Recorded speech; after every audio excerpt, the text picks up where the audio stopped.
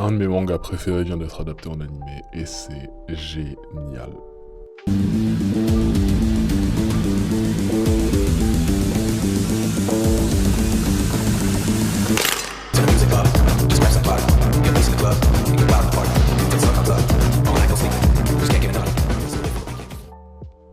Dandadan, c'est un manga qui est à lire absolument et un animé à regarder absolument. Mais on va en reparler. Dans l'épisode 2, Momo Ayase, le personnage principal, dit ceci.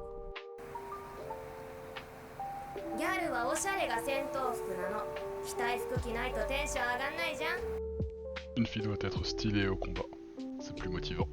C'est quelque chose que j'avais déjà lu dans un autre manga, qui parlait aussi de fantômes d'ailleurs, Shaman King.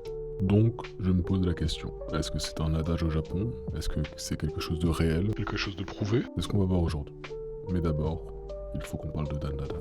Dandadan, c'est un manga de Yukinobu Tatsu, publié dans Shonen Jump Plus depuis 2021, et en France, est publié chez Crunchyroll. L'histoire oppose Momo Ayase, une fille populaire venant d'une famille de chamans, et Ken Takakura, un otaku passionné d'ufologie, l'étude des ovnis et des extraterrestres. Momo croit aux fantômes, Ken aux aliens. Les deux trouvent que les croyances de l'autre sont ridicules, mais ils ont tous les deux raison. Les aliens et les fantômes existent.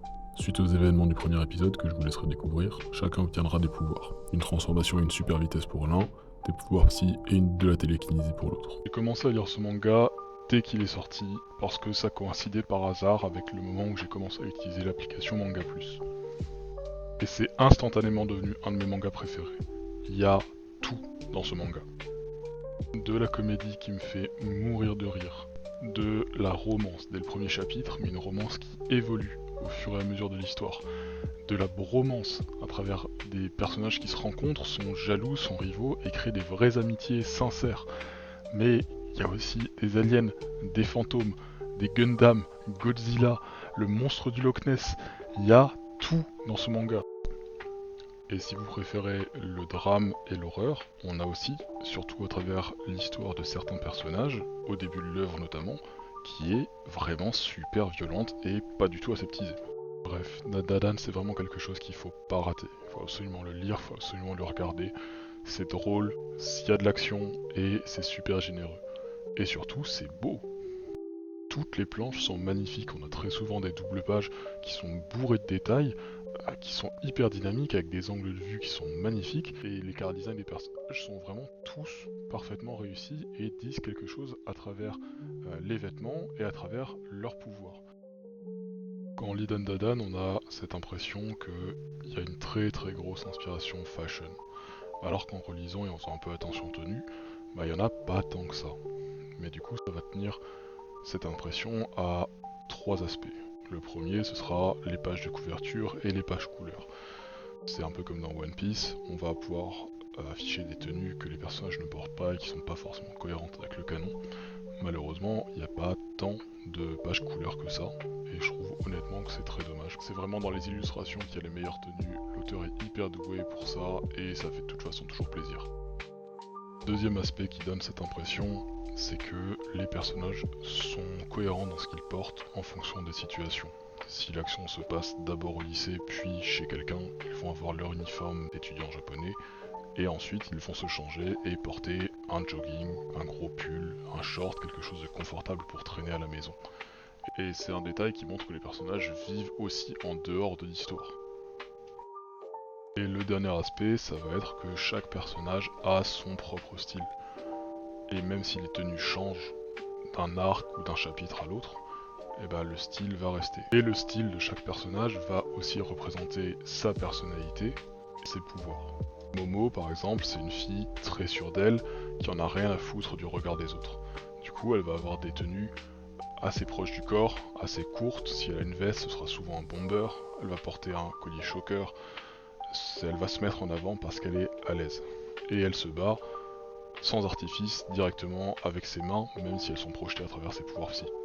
Ken, c'est le petit gars coincé qui du coup va porter dans sa vie tous les jours des chemises boutonnées jusqu'au col, qui va avoir des vêtements serrés, mais quand il se transforme, non seulement il obtient une grande bouche, lui qui n'ose pas parler, mais il obtient aussi un très long manteau beaucoup plus ample, qui montre qu'il s'ouvre à travers ses pouvoirs. Dernier exemple, à travers le personnage de Gigi, juste parce que c'est sûrement mon personnage préféré. Lui, c'est l'opposé de Ken, c'est un gars qui est super populaire et super sportif, donc la plupart du temps il va porter des vêtements très colorés, plutôt des jogging, des gros survêtements, quelque chose pour aller taper un bon foot. Et lorsqu'il se transforme par contre, c'est l'inverse, là il perd tous ses vêtements et finit en slip, parce que sans pouvoir, bon, je vous laisse découvrir. Il y a une ambiance très street, très hip-hop qui se dégage de tout ce que portent les personnages, alors qu'ils ont pourtant tous chacun leur propre style. Et franchement, il y a certaines tenues dont on pourrait s'inspirer pour créer de vraies tenues, sans aller jusqu'au cosplay. Et donc, pour en revenir à la question initiale, est-ce que porter un bomber par-dessus une robe et des baskets, ça va aider à la chasse aux démons? Est-ce que être stylé, ça va nous aider à mieux réussir ce qu'on entreprend? Malheureusement, j'ai encore jamais rencontré ni d'aliens, ni de fantômes. Donc je pourrais pas tester ça empiriquement. Mais on peut se tourner du côté de la psychologie pour avoir des éléments de réponse. En bref, oui, être bien habillé, ça a des effets bénéfiques. En pas bref, la psychologie, c'est la science qui étudie les comportements, ce qui en fait un domaine de recherche infini puisque tout peut avoir un effet sur les comportements humains, dont le style, la mode, le luxe, même s'il s'agit de sujets de niche. Quel impact peut avoir le style sur la psychologie? Je vais prendre un exemple avec du luxe plutôt que du style, mais l'idée est la même. Imaginez qu'à Noël prochain, on vous offre un t-shirt Louis Vuitton pour la modique somme de 5000 €. Si vous avez conscience du prix du t-shirt, lorsque vous allez le porter, votre comportement va changer. Soit vous allez vouloir imiter une personne riche selon votre imaginaire, et donc vous allez vouloir vous tenir plus droit, manger plus lentement, soit vous aurez simplement peur d'abîmer le t-shirt et donc de ruiner sa valeur, et donc vous ferez beaucoup plus attention à vos gestes. Dans le regard des autres, il est probable qu'il va y avoir un effet de halo, c'est-à-dire qu'ils vont associer une caractéristique positive, en l'occurrence le fait de porter quelque chose de luxueux, à d'autres caractéristiques positives, même si ça n'a aucun rapport. Et donc vous serez perçu comme plus beau, plus intelligent, plus fort, et en vous percevant comme tel, les gens vont forcément changer leur comportement vis-à-vis de vous. Ils vont soit plus s'intéresser à vous, soit plus vous demander votre avis ou vous demander des services parce que vous serez perçu comme plus grand de manière générale. Les habits vont avoir un impact à la fois sur ceux qui les portent, mais aussi sur ceux qui les voient. Mais l'effet de halo, ça n'explique pas tout évidemment. Et quand j'ai ce genre de questionnement, j'aime bien me tourner vers la science et aller lire des articles scientifiques pour voir ce qu'en disent les chercheurs.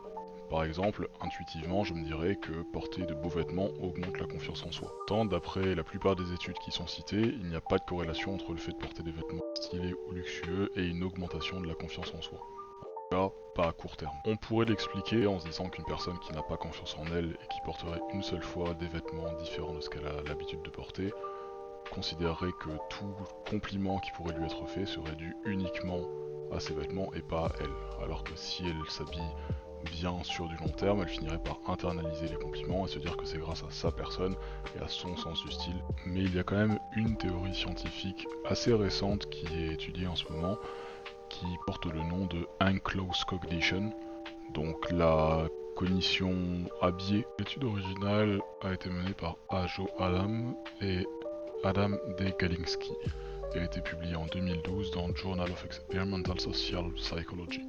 Les chercheurs ont réuni une centaine d'étudiants de leur campus et ils leur ont demandé d'enfiler une veste. Dans un cas, ils disaient que la veste appartenait à un médecin. Dans l'autre cas, ils disaient que la veste appartenait à un peintre. Et les étudiants étaient ensuite invités à trouver des différences entre deux images. Je dis cette différence. Les résultats ont été que, de manière systématique, les étudiants qui portaient la veste qu'ils pensaient appartenir à un médecin trouvaient plus vite et plus de différences que ceux qui portaient la veste qui appartenait soi-disant à un peintre. Évidemment, la veste était complètement neutre et n'a jamais appartenu à personne.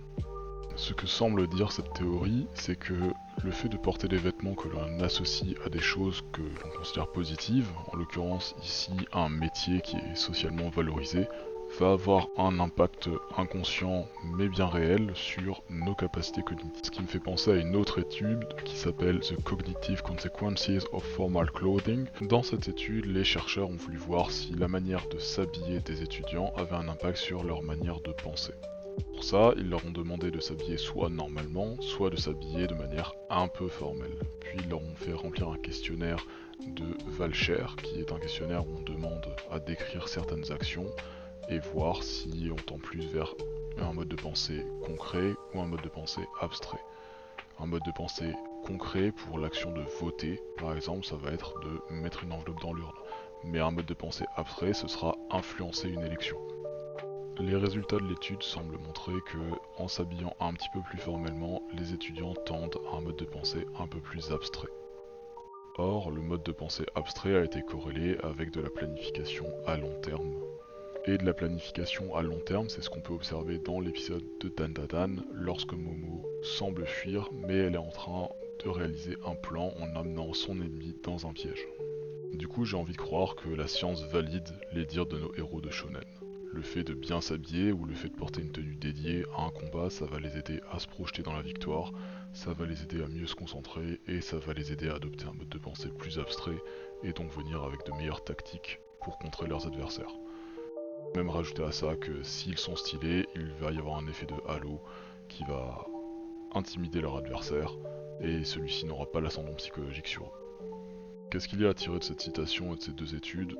Déjà concernant la citation, je dirais que notre style, ce qu'on porte, ça reflète notre état d'esprit. Donc porter de beaux habits montre qu'on a confiance en nous, et c'est un indice qu'on donne aux autres sur notre état d'esprit. L'Unclosed Cognition, ça semble dire que ce qu'on porte influe notre manière de penser et nous aide à sortir le meilleur de nous-mêmes dans certaines situations.